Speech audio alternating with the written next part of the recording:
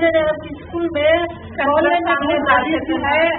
मोले करे पाठ कर रही है और पूजा नहीं खाली मेरे को पूरे मिल को एक साइन कर दो काउंसलर के वास्ते अर्जी देते हैं।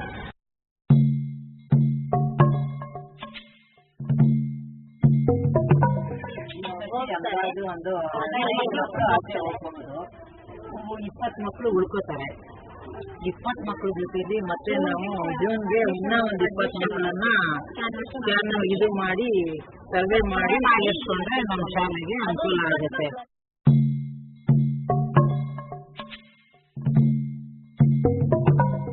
ಕೇಳಿದ್ದೀವಿ ಮಂಜುನಾಥ್ ಅಂತ ಅವರು ಕೊಡ್ತೀವಿ ಅಂತ ಹೇಳಿದ್ದಾರೆ. ಎಲ್ಲಾನು ನಾವೇ ಕೊಡಕ್ಕಾಗಲ್ಲ, ಎಲ್ಲ ಒಂದು ಹೆಲ್ಪ್ ಮಾಡ್ತೀನಿ ಅಂತ ಹೇಳಿದ್ದಾರೆ.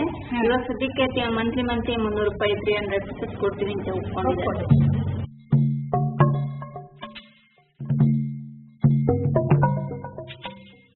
ಚರ್ಚೆ ಮಾಡಿದ್ರು ಮತ್ತೊಂದ್ಸರಿ ಮಾಡ್ತಾರ. ಈಗ ನಮಗೆ ವಿದ್ಯುತ್ತಿನ ಸಂಬಂಧ ಮುಂದೆ ಕೆವಿಗೆ ಹೋಗ್ರಿ, ಫಸ್ಟ್ ಗ್ರಾಮ ಸಭೆಗೆ ಹೋಗ್ರಿ. ಗ್ರಾಮ ಸಭೆದಾಗ ಅಲ್ಲಿ ಚರ್ಚೆ ಮಾಡ್ರಿ, ಚೇರ್ಮನ್ ಹೇಳ್ರಿ, ಮೆಂಬರ್ನ ಕರ್ಸ್ಕೊಂಡ್ರಿ, chairman ಕರ್ಸ್ಕೊಂಡ್ರಿ. Today these parents have a certain commitment to carry out. Their interaction signals the importance they have given to early childhood care and education, or ECCE.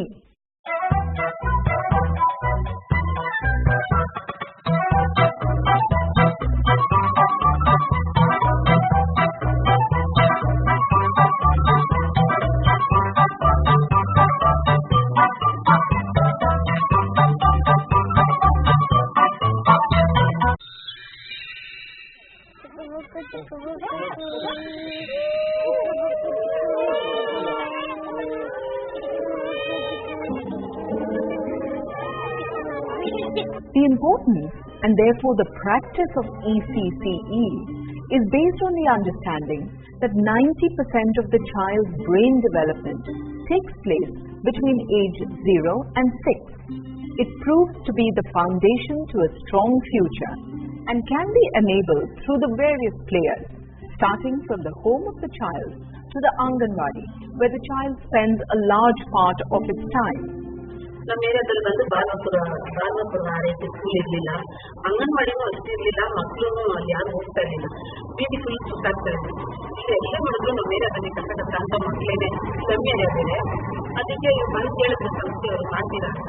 ಸರಿ ಆಯಿತು ಅಂದ್ಬಿಟ್ಟು ಸರ್ವೆ ಬಂದು ಮಾಡಿದ್ರು. ಸರ್ವೆಯಲ್ಲಿ 150 ಮಕ್ಕಳು ಸಿಕ್ಕಿದ್ರು. ಅದ್ರ ಮೂಲಕ ನಾವೇನು ಮಾಡಿದ್ರು, ನಾನು ನನ್ನ ಮಗಳು ಒಂದು 50 ಮಕ್ಕಳು ಸೇರಿಸ್ಕೊಂಡು ಒಂದು ಮೀಟಿಂಗ್ ಥರ ಮಾಡಿ ಪೇರೆಂಟ್ಸ್ನೆಲ್ಲ ಕರೆಸಿ ನಾವು ಸ್ಕೂಲ್ಗೆ ಹೋಗ್ತೀವಿ.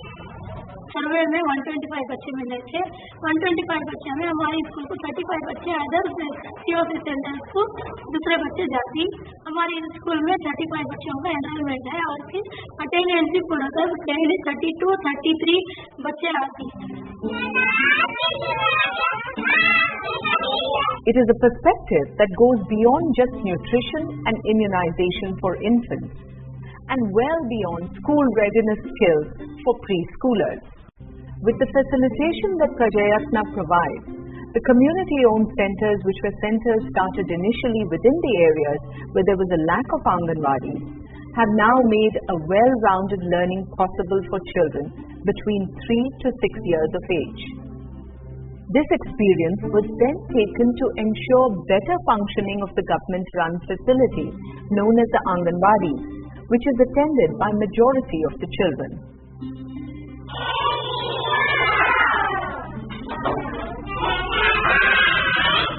The idea is to improve the existing system, not to create an alternative.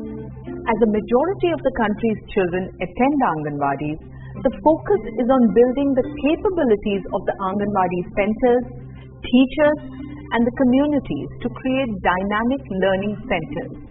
ICDS integrated child development services ಅಂತ ನಾವೇನು ಕರಿತೀವಿ, ಸ್ಕೀಮ್ ಅಡಿಯಲ್ಲಿ ಮಕ್ಕಳ ಸಾಮಾಜಿಕವಾಗಿ, ದೈಹಿಕವಾಗಿ, ಮಾನಸಿಕವಾಗಿ ಸರ್ವತೋಮುಖ ಅಭಿವೃದ್ಧಿಗೊಳಿಸ್ತಕ್ಕಂಥದ್ದು ಈ ಸ್ಕೀಮ್ನ ಬಹಳ ಮುಖ್ಯವಾಗಿರ್ತಕ್ಕಂಥ ಉದ್ದೇಶ. ಈ 5 ಉದ್ದೇಶಗಳನ್ನ ನಾವು ಗುರಿಯಾಗಿಟ್ಕೊಂಡು 6 ಸೇವೆಗಳನ್ನ ನಮ್ಮ ಫಲಾನುಭವಿಗಳಾದ 0 ಇಂದ 6 ವರ್ಷದ ಮಕ್ಕಳು, ಗರ್ಭಿಣಿಯರು, ಬಾಣಂತಿಯರು ಮತ್ತು ಕಿಶೋರಿಯರು ಇವರಿಗೆ ನಾವು ಸೇವೆಗಳನ್ನ ಅಂಗನವಾಡಿ ಕೇಂದ್ರಗಳ ಮೂಲಕ ನೀಡ್ತಾ ಇದ್ದೀವಿ. ಅದರಲ್ಲಿ ಮೊದಲನೇ ಸೇವೆ ಪೂರಕ ಪೌಷ್ಟಿಕಾಹಾರ, ಹಾಗೆಯೇ ಚುಚ್ಚುಮದ್ದು, ಆರೋಗ್ಯ ತಪಾಸಣೆ, ಮಾಹಿತಿ ಸೇವೆ. 5ನೇದು ತಾಯಂದಿರಿಗೆ ಶಿಕ್ಷಣ. 6ನೇದು ರೂಢಿಗತವಲ್ಲದ ಶಾಲಾ ಪೂರ್ವ ಶಿಕ್ಷಣ. While ensuring nutritious food and regular vaccinations for the under 6s, the Anganwadi plays a big role in the holistic development of the child. It is evident that the community understands this role. They have witnessed a progress in their children's implicit learning of the world, in their understanding of the various concepts, and especially in their social behavior and response to situations. पहचानने की काबिलियत और कपड़े पहनने में, toilet से जाने, उनका हिफाजत करने की काबिलियत से विकास। बच्चे जब आते ही बैग इनकी जो प्लेस पे रखना वो प्लेस पे रखते हैं और आके फर्स्ट फेस वॉश करते हैं, हाथ धोते हैं और कुछ भी खा देने के लिए तो ठीक से बैठ के उसे कैसे खाना कैसे नहीं खाना वो खाते हैं। ये भी अच्छा लगता है हमें नहीं कर सके फिर भी टीचर्स कर रहे हैं, ये हमें अच्छा लग रहा है। Parents, Anganwadi workers, members of the Gram Panchayat and the Bal Vikas committees, the Parents Committee, also known as the Anganwadi Level Monitoring and Support Committee, holds meetings every month to suggest ways to go about the functioning of the Anganwadis, which is a government-run ECCE facility. ಮಕ್ಕಳು ಎಷ್ಟು ಓದಬೇಕು, ಈ ತಿಂಗಳು ನಾವು ಏನೇನು food ಕಳಿಸ್ಬೇಕು ಡಿಪೆಂಡ್ಗೆ ನಾವು ಯಾವ ಥರ ಕ್ಲೀನ್ನೆಸ್ ಇಟ್ಕೋಬೇಕು.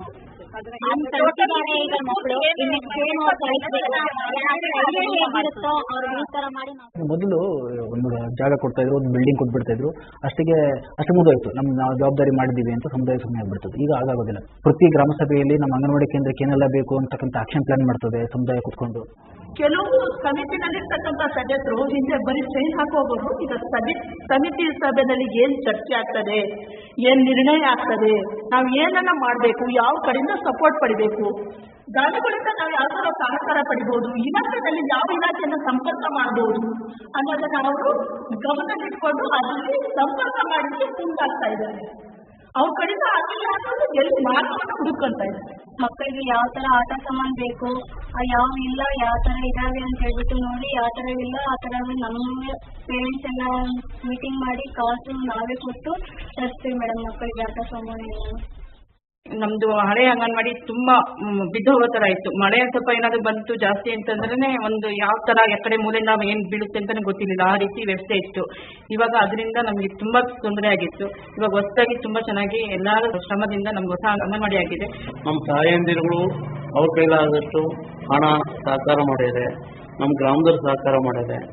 ಗ್ರಾಮ ಪಂಚಾಯತಿ ವತಿಯಿಂದ ಸೇರಿ ನಮಗೆ ಕೇಂದ್ರಕ್ಕೆ ಬೇಕಾದಂತಹ ಎಲ್ಲ ವಿಷಯಕ್ಕೆ ಸಂಬಂಧಪಟ್ಟಂತೆ ಗೋಡೆ ಬರಹವನ್ನ ಮಾಡಿಕೊಟ್ಟಿದ್ದಾರೆ. The approach of many communities towards ECCE has changed in recent years. Today, while speaking to different members of the community about their children's learning, it is hard to believe that this kind of concern was not there a few years ago. 10 ಗಂಟೆ ಆ ಥರ school open ಆಗುತ್ತೆ, ನಾವು 11 ಗಂಟೆ ಆ ಥರ ಹೋಗ್ಬಿಟ್ಟು ನಮ್ಮ ಮಕ್ಕಳು ಏನು ಕಲ್ತವ್ರೆ ಇಲ್ಲ ಅಂತ ಹೇಳ್ಬಿಟ್ಟು ಹೋಗಿ ನಮ್ಮ ಮಕ್ಕಳನ್ನ ನಮ್ಮ ಹತ್ರ ಕುಂತ್ಕೊಂಡು ನೋಡ್ರಿ ಸರ್ ಏನೇನು ಕಲ್ತವ್ರೆ ಇಲ್ಲ ಅಂತ ಹೇಳ್ಬಿಟ್ಟು. In the absence of such accountability, children's learning and development is compromised. By decentralizing the structure and constituting a management closer to home, that is the community itself, specific needs are addressed. The learning of the children is contextualized in order for them to relate and understand the world around them and to develop abilities to make meaning. The approach is focused towards preparing the child to learn.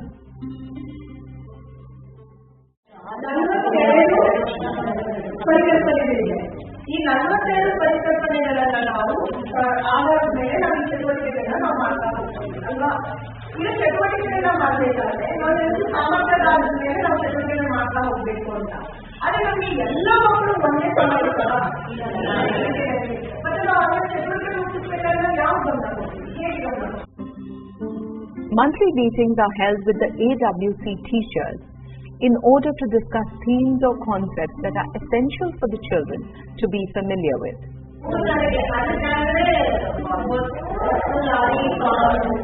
ವಾರಕ್ಕೊಂದು ಪರಿಕಲ್ಪನಾ ವಿಷಯಗಳು ಬರುತ್ತವೆ ನಮ್ಮ ಅಂಗನವಾಡಿ ಕೇಂದ್ರದಲ್ಲಿ. ಆ ವಾರಕ್ಕೊಂದೊಂದರ ತಿಂಗಳಿಗೆ 4 ಪರಿಕಲ್ಪನೆಗಳನ್ನು ಪ್ರಜಾಯತ್ನ ತರಬೇತಿಯಲ್ಲಿ ನಾವು ಚರ್ಚೆ ಮಾಡಿ ಅದರ ಬಗ್ಗೆ ಒಂದು ಮ್ಯಾಪಿಂಗ್ ತಯಾರು ಮಾಡ್ತೀವಿ. Each theme has learning outcomes for which lesson plans are developed with engaging activities such as storytelling, song and dance, or use of play material. This ensures the development of all domains: physical, social, emotional, cognitive, sensorial, motor, communication. Learning में बच्चों को हमें concept लेकर उनकी काबिलियत के हिसाब से काबिलियत उनकी बढ़ाती, जैसे एक्टिंग करना, शेयरिंग करना, सेपरेटिंग करना, ऑब्जर्वेशन करना, बच्चा हमने सुन रहा है क्या, बच्चा हमने देख रहा है क्या, लिख रहा है क्या, पढ़ रहा है क्या, सब हमें काबिलियत बच्चों को सिखाती है। हमें बच्चे को मालूम होता है, हर चीज भी मालूम होता है कि आसपास जो चीजें रहती है सब कुछ मालूम होता है। वो थोड़े चीजें उन्हें बोलता है, बचत का हमें थोड़ा उसे सिखाते हैं।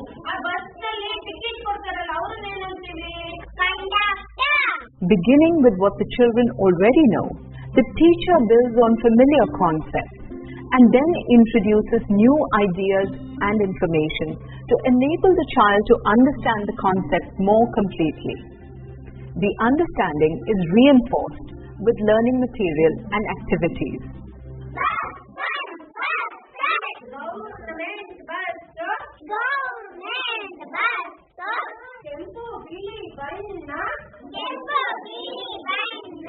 Here, learning is all about creating an environment in which the child is exposed to various learning opportunities. Space is created here for the children to explore, to inquire and build their understanding from their various experiences. The teacher plays the role of a facilitator to aid the process of learning. This ultimately prepares the child for the future, of which school is the next phase.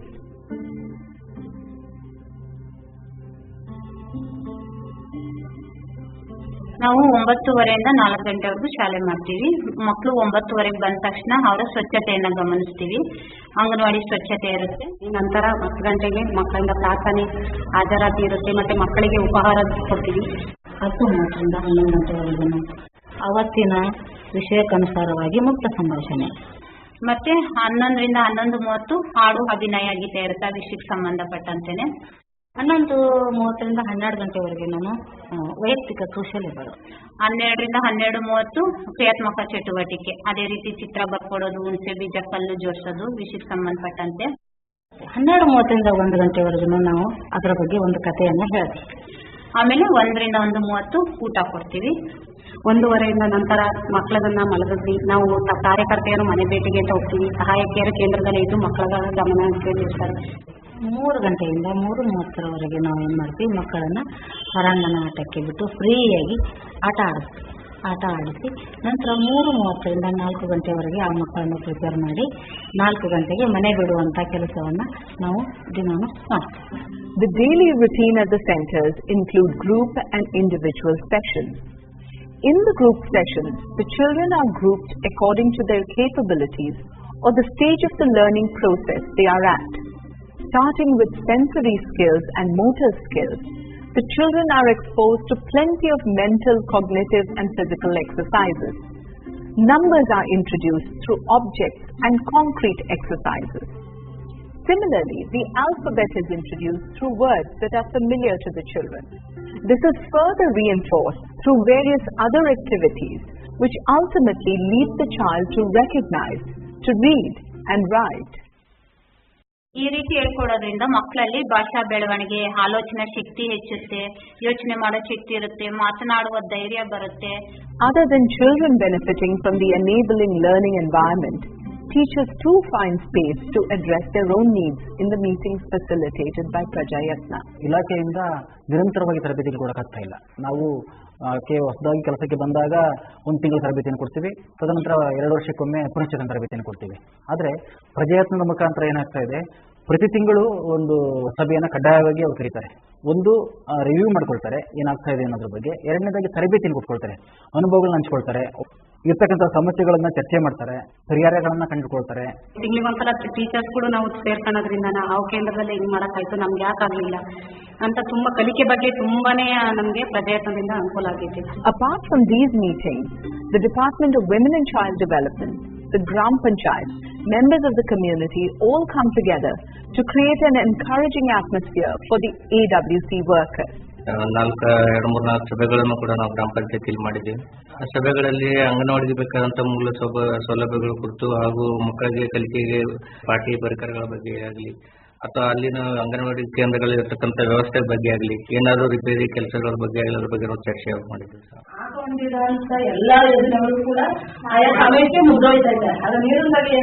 A functional parent structure has been in place for some time now. The focus is on building their institutional capabilities in order to ensure proper governance of the Anganwadi centers. Cluster committee ಅನ್ನೋರು ಅವರು ಜಾಸ್ತಿ ಸ್ವಲ್ಪ ಕೆಲಸ ತಗೋತಾರೆ. ಈ ಸ್ಕೂಲಲ್ಲೆಲ್ಲ ಬರೋದು ಮತ್ತೆ school observation ಅವಾಗ ಮಾಡ್ತಾ ಇರ್ತಾರೆ. ಯಾವಾಗ ನಾವು ಈ ಕಡೆ ಎಲ್ಲಾದ್ರೂ ಬಂದ್ರೆ ಹಾಗೆ ಬಂದು ನೋಡ್ಕೊಂಡು ಅಂಗನವಾಡಿನ ಹೋಗ್ತೀವಿ.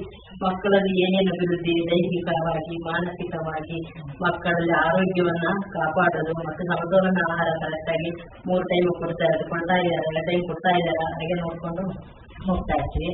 3 ದಿನಕ್ಕೆ 4 ದಿನಕ್ಕೆ ಒಂದ್ಸರಿ ಹೋಗ್ತೀನಿ ಸರ್. ನಾನು ಈ ಸ್ಕೂಲ್ಗಳು ಅಂಗನವಾಡಿ ಅಲ್ಲಿ ಹೋಗಿ ಓದ್ತಾ ಇದ್ದಾವೆ ಮಕ್ಕಳು ಸೂಟಾಗಿದ್ದಾರ. ಈ ಹುಡುಗ ಯಾಕ ಮಗ ಈಗ ಸತ್ತಿದ್ದರು, ಆರೋಗ್ಯ ಸರಿಯಾಗಿದ್ದ, ಆರೋಗ್ಯದವ್ರನ್ನೆಲ್ಲ ಕರೆಸ್ಬಿಟ್ಟು ಏನು ಮಾಡಿ ಬರೋರು ಅವನು ಅಂತ ಹೇಳ್ತಾ ಇದ್ದೀನಿ ಸರ್ ನಾನು. It is evident that the accountability of the stakeholders has grown with intervention. Parents ನಾವು ಟ್ರೈನಿಂಗ್ ಏನಾದ್ರೂ ಹೋದಾಗ ಅವ್ರು ಬಂದು ಸಪೋರ್ಟ್ ಮಾಡ್ತಾರೆ. ನಾವೊಬ್ರೆ ಇದ್ದಾಗ ಅವ್ರ ಟ್ರೈನಿಂಗ್ ಹೋದ್ರೆ ಅವಾಗ ಬಂದು ಅಡಿಗೆ ಮಾಡೋದಿರ್ಬೋದು, ಮಕ್ಳಿಗೆ ಬಡಿಸೋದು ಆ ಥರ ಎಲ್ಲಾನು ಸಪೋರ್ಟ್ ಮಾಡ್ತಾರೆ. ಅವ್ರೆಲ್ಗಾದ್ರೂ ಹೋದ್ರೆ ನಾವು ಮೆಂಬರ್ಸ್ ಇದೀವಲ್ಲ ಮೇಡಮ್, ಅವ್ರಿಗೆ ಅವರೆಲ್ಲ ಒಬ್ಬೊಬ್ರು ಮಾತನಾಡ್ಕೊಂಡು ಒಂದೊಂದ್ ದಿವಸ ಒಬ್ಬೊಬ್ರು ಹೋಗ್ತೀವಿ ಮೇಡಮ್ ನಾವು. ಮತ್ತೆ ಇವು ಇಷ್ಟು ಕೆಲಸ ಮಾಡ್ತಾ ಇರೋದಕ್ಕೆ ನಾವು ಮಕ್ಕಳ ಜೊತೆ ಜಾಸ್ತಿ ಸಮಯನ ನಾವು ಕಳಿಬಹುದು. The impact is seen in the children's learning. In fact, in the family's learning of how to view early childhood care and education. ಮುಂದೆ ನಾವು ಸ್ಕೂಲಿಗೆ ಹೋಗ್ಲಿಕ್ಕೆ ಅದೊಂದು ಬುನಾದಿ. ಈ ಏನು ಕಲಿಬೇಕನ್ನುವಂಥದ್ದನ್ನು ಅಂದ್ರೆ ಅವ್ರಿಗೆ ಒಂದು ಧೈರ್ಯ ತುಂಬುವಂತ ಕೆಲಸವನ್ನ ಅಂಗನವಾಡಿ ಅವ್ರು ಮಾಡ್ತಾರೆ. चाइल्डहुड में जो सीखता है आगे जाके वो खुद दूसरों को भी सिखा सकता है. जो बचपन में जो सीख सकता है उसके ध्यान पर जहन में बैठ सकता है. The development of the Anganwadi centers are a part of the Gram Panchayat action plan. With its functioning coming under their purview, the members work towards higher enrollment, attendance and development in infrastructure. ಅಂಗನವಾಡಿಯಲ್ಲಿ ಏನೇನು ಚಟುವಟಿಕೆ ನಡೀತಿದೆ ಅನ್ನೋದು ಗಮನಿಸಿದ್ದೀನಿ. ಮತ್ತೆ ಅಂಗನವಾಡಿ ಕಾರ್ಯಕರ್ತೆ ಏನ್ ಮಾಡ್ತಾ ಇದ್ದಾಳೆ, ಎಷ್ಟೊತ್ತು ಬರ್ತಿದ್ದಾಳೆ, ಯಾವ ಟೈಮ್ಗೆ ಹೋಗ್ತಾ ಇದ್ದಾಳೆ, ಮತ್ತೆ ಫುಡ್ ಯಾವ ರೀತಿ ತಗೋತಿದ್ದಾರೆ ಅದೆಲ್ಲ ಗಮನಿಸಿದ್ದೀನಿ sir.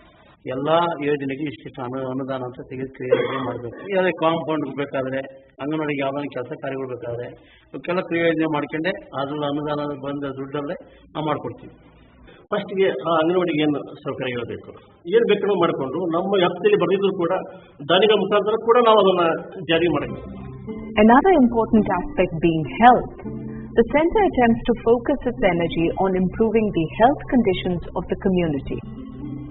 Workshops on health care, maternal care, nutrition and so on are conducted for all stakeholders, including them more and more. ಪ್ರತಿ 3 ತಿಂಗಳಿಗೊಮ್ಮೆ ಡಾಕ್ಟರ್ ಬರ್ತಾ ಇದ್ರು ಮೊದಲಿಗೆ. ಈಗ ಪ್ರತಿ ತಿಂಗಳು ಬಂದು ಅವರು ಆರೋಗ್ಯ ತಪಾಸಣೆ ಮಾಡೋ ಒಂದು ವ್ಯವಸ್ಥೆ ಮಾಡಿದ್ದಾರೆ.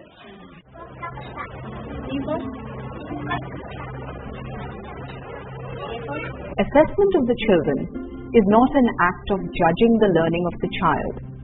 It is feedback on where the child is and areas where the child requires support. This goes hand in hand with the learning process and is continuous. ನಾವು ಹೋಗಿ ಅಸೆಸ್ಮೆಂಟ್ ಮಾಡೋದು, ನನ್ನ ಮಗಳು ಏನ್ ಮಾಡ್ತಾ ಇದ್ದಾಳೆ, ಏನ್ ಓದ್ತಾ ಇದ್ದಾಳೆ, ಏನ್ ಬರಿತಾ ಇದ್ದಾಳೆ ಎಲ್ಲ ಹೋಗಿ ನೋಡ್ಕೊಂಡು ಅದನ್ನ ಈ ತರ ಮಾಡ್ಬೇಕು, ಈ ತರ ಎಲ್ಲ ಕಲಿಬೇಕು ಅಂತ ಹೇಳ್ಬಿಟ್ಟು ತೋರಿಸೋದು ಹೇಳೋದು ಎಲ್ಲ ಮಾಡಿ ಬರ್ತೀವಿ sir. Aspects ranging from the ability to perform tasks independently to communication abilities to being able to recognize alphabet and count are covered in the 3 years in the center, with the understanding that the child will be prepared for primary schooling at the end of 3 years. The progress of the child is tracked through periodic documentation in the form of workbooks and progress cards. 4 anganwadi ಕೇಂದ್ರದಿಂದ 33 ಮಕ್ಕಳು ದಾಖಲಾಗಿದೆ. ಮಕ್ಕಳು ಎಲ್ಲ file ಸಹಿತ ನಮ್ಮಲ್ಲಿ ಬಂದು admission ಆಗಿದೆ. ಆ ಪ್ರೋಗ್ರೆಸ್ ರೆಕಾರ್ಡ್ ಇದ್ರೆ ನಮಗೆ ಇವ್ರದ್ದು ಇನ್ನೇನು ನಾವು ಕೇಳಲ್ಲ. ಅಲ್ಲೇ ದಾಖಲೆ ಇರುತ್ತೆ. ಸೊ ಆ ದಾಖಲೆ ಆದ ಮೇಲೆ ನಾವು ಮಕ್ಕಳನ್ನ ನಮ್ಮ ಶಾಲೆಗೆ ಸೇರಿಸ್ತೀವಿ. ನಮ್ಮ ಕೇಂದ್ರದಿಂದ ಇವಾಗ 1ನೇ ತರಗತಿಗೆ ಹೋಗಿರೋ ಮಕ್ಕಳು ತುಂಬಾ ಚೆನ್ನಾಗಿ ಓದ್ತಾರೆ, ಬರೀತಾರೆ. ಆ ಮಕ್ಕಳಿಗೆ ಇನ್ನೇ ಸರಿ ಗೊತ್ತಾಗ್ತಿಲ್ಲ, ಕಾಗುಂತಾನೆ ಬರ್ತಿಲ್ಲ 5ನೇ ಕ್ಲಾಸ್ ಹೋಗೋ ಮಕ್ಳಿಗೂ ಕೂಡ. ಆದ್ರೆ ಇಲ್ಲಿ ಅಂಗನವಾಡಿ ಓದಿರೋ ಮಕ್ಳುಗಳಿಗೆಲ್ಲ ಫುಲ್ ಬರಿತಾ ಇದಾವೆ, ಓದ್ತಾ ಇದಾವೆ. 1ನೇ ಕ್ಲಾಸ್ ಹೋಗಿರೋ ಮಕ್ಳನ್ನ ಬರೀ ಅಂಗನವಾಡಿ ಓದೋಗಿರೋ ಮಕ್ಳು ಅವ್ರಿಗೆ ಪಾಠ ಹೇಳೋ ಮಟ್ಟಕ್ಕಾಗಿದ್ದಾರೆ. ಇಲ್ಲಿ ಮಕ್ಕಳಲ್ಲಿ ಪೌಷ್ಟಿಕ ಮಟ್ಟ ವೃದ್ಧಿಯಾಗಿದೆ. ಮಕ್ಕಳು ಶಾಲೆ ಬಿಡ್ತಕ್ಕಂತಹ ಮಕ್ಕಳ ಸಂಖ್ಯೆ ಕಡಿಮೆ ಆಗಿದೆ. ಮಕ್ಕಳ ಕ್ಲೀನ್ ಇರಲಿಲ್ಲ, ಈಗ ಕ್ಲೀನ್ ಇದ್ದಾರೆ, ಶಿಸ್ತಿದ್ದಾರೆ. ಅವರೇ ಸ್ನಾನ ಮಾಡಬೇಕು, ನಾವು ಸ್ಕೂಲ್ಗೆ ಹೋಗಬೇಕು ಅನ್ನೋ ರೀತಿಯಿಂದ ಬದಲಾಗವ್ರೆ ಮೇಡಮ್. ಆಮೇಲೆ ಹುಡುಗರ ಸಂಖ್ಯೆ ಜಾಸ್ತಿ ಆಗಕತ್ತದ. ಬರ್ತಕ್ಕಂಥ ಆಹಾರ ಧಾನ್ಯಗಳು ಕರೆಕ್ಟ್ ಆಗಿ ಹುಡುಗರಿಗೆ ಮುಟ್ಟಾಕತ್ತದ. Parents, officials, the government are all working towards defining children's education to make it more comprehensive and holistic. If all the stakeholders come together, then quality early childhood care and education becomes a reality.